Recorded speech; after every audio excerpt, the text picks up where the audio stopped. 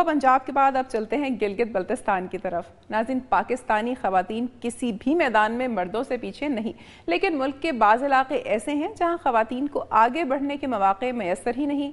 گلگت بلتستان کی خواتین بھی اپنے مستقبل کے لیے پر امید ہیں اور ان میں آگے بڑھنے کا جذبہ بھی بدرجہ عدم موجود ہے۔ ہنزا میں خواتین کے حقوق سے متعلق سیمینار ہوا، جس میں مقررین نے خواتین کو درپیش مسائل اور ملک کی ترقی میں خواتین کے لیے دستیاب مواقع پر سیر حاصل بحث کی۔ تفصیل اسد اللہ غازی کی اس رپورٹ میں۔ Hunza public school and girls college Aliabad میں خواتین کے حقوق پر ایک سیمینار ہوا۔ کالج کی طالبات اور اساتذہ نے سیمینار سے خطاب کرتے ہوئے خواتین کے حقوق کو اجاگر کیا۔ مقررین کا کہنا تھا کہ خواتین کو حقوق دلانے کا واحد راستہ تعلیم کو عام کرنا ہے۔ مقررین نے اس بات پر بھی زور دیا کہ اسلام نے عورت کو جو حقوق دیے ہیں، کسی اور مذہب نے اتنے حقوق نہیں دیے۔ اس موقع پر گلگت بلتستان کی خواتین کو درپیش مسائل کا تذکرہ کرتے ہوئے مقررین نے کہا کہ ملک بھر کی طرح ہنزا نگر میں بھی بڑھتی ہوئی مہنگائی اور بے روزگاری نے جہاں مردوں کو امتحان میں ڈالا ہے، وہیں خواتین کی مشکلات میں بھی اضافہ ہوا ہے۔ غریب اور درمیانی طبقے اور چھوٹے ملازمین کی گھریلو خواتین بھی بے شمار مسائل کا شکار نظر آتی ہیں اور ان مسائل میں جکڑی خواتین کی زندگی اجیرن بن چکی ہے۔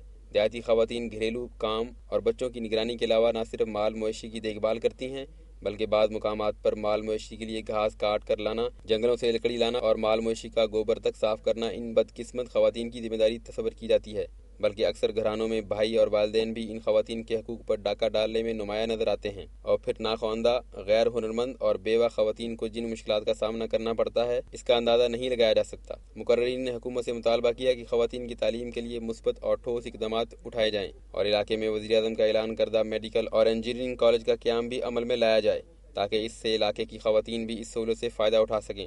اسد اللہ غازی، دنیا نیوز، ہنزا نگر۔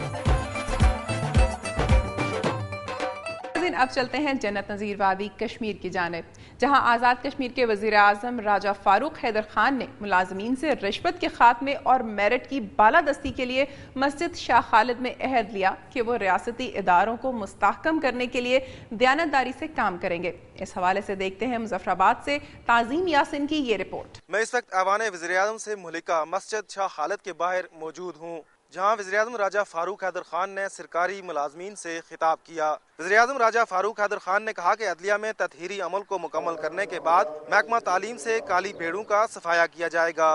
انہوں نے کہا کہ میرٹ اور عدلیہ کی بالادستی کے لیے وزارت عظمیٰ کا عہدہ کیا، جان بھی قربان کرنے کو تیار ہوں۔ ان کا کہنا تھا کہ اداروں میں چیک اینڈ بیلنس کا فقدان ہے، جسے پورا کرنا وقت کی ضرورت ہے۔ وزیر اعظم راجہ فاروق حیدر خان کا کہنا تھا کہ سرکاری اداروں میں کرپشن کینسر کی طرح پھیلتا جا رہا ہے، جسے ختم کرنے کے لیے ہمیں بابا قوم حضرت قائد اعظم کے رہنما اصولوں محنت، دیانت اور امانت پر عمل پیرا ہونے کی ضرورت ہے۔ وزیر اعظم نے سرکاری ملازمین پر زور دیتے ہوئے کہا کہ وہ اداروں کے استحکام کے لیے کام کریں۔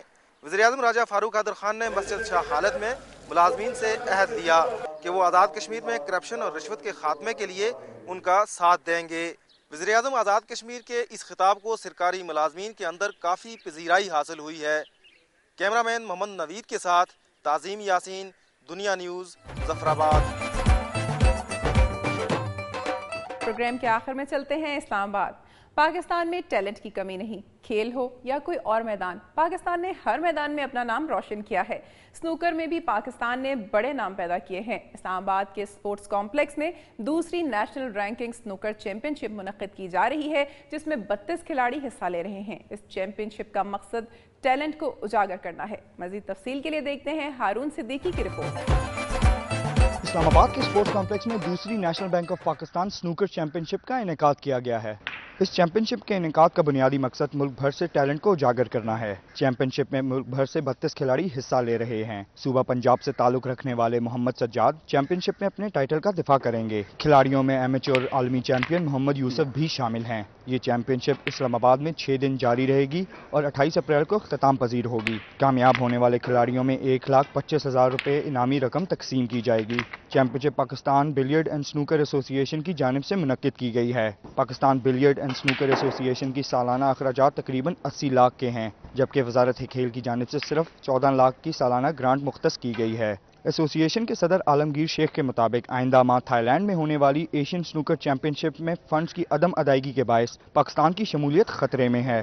البتہ 2 کھلاڑیوں کے نام چیمپئن شپ میں شامل کرنے کے لیے بھجوا دیے گئے ہیں۔ شدید مالی مشکلات کے باوجود کھلاڑی چیمپئن شپ کے انعقاد کو انتہائی خوشائن قرار دے رہے ہیں۔ कैमरामैन तनवीर अहमद के साथ हारून सिद्दीकी, दुनिया न्यूज़, इस्लामाबाद। नाज़रीन, आज का प्रोग्राम आपने मुलाहिजा किया, कसूरी जूती हो या चित्राली रक्स, स्नूकर चैंपियनशिप हो या रंग और खुशबू के मेले, ये सब हमारी सोहनी धरती के रंग हैं। इसके साथ साथ आपने अवाम को दरपेश मसाइल पर मबनी रिपोर्ट्स भी देखी। मेरी धरती मेरी दुनिया की टीम से आपका राब्ता हमारे लिए बेहतरीन मुआवन है। अपनी तजावीज़ और आरा के लिए हमारा ईमेल एड्रेस नोट कर लें, mdmd@duniatv.tv। प्रोग्राम का वक्त ख़त्म होता है, फिर हाजिर होंगे अवामी मसाइल के साथ और इसके साथ कुछ दिलचस्प मालूमाती रिपोर्ट्स भी लाएंगे। अपनी मेज़बान अमीना खान को इजाज़त दीजिए, अपना बहुत ख्याल रखिएगा। अल्लाह हाफ़िज़।